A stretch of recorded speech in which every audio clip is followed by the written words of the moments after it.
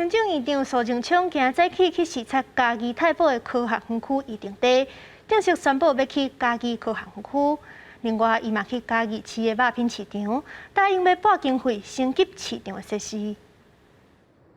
所以今仔日，咱伫遮宣布，咱嘉义科学园区落脚在太保。行政院长苏贞昌宣布科学园区的消息。嘉义县长甲地方民意代表拢站起来拍婆啊！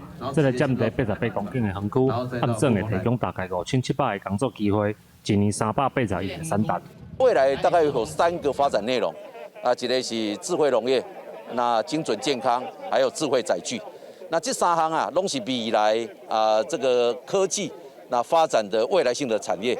嘉义县的行程结束，苏贞昌阁来到嘉义市，宣布替肉品市场的相关设备来升级，建立有 HACCP 认证的现代化制造，只要经过中央协定经费，按算3年来完工启用。今天院长来了，让我们整个肉品市场它的整个现代化设备的提升。目前呢，虽然先核定了1.6亿，但是就像院长所承诺的，后续完整的希望一次到位。苏贞昌这个月连续来嘉义宣布几项重大的建设，伊表示，不管是产业提升，也是食品安全，拢希望会当替嘉义伫台湾创造更较侪竞争优势。记者林慧婷，嘉义报道。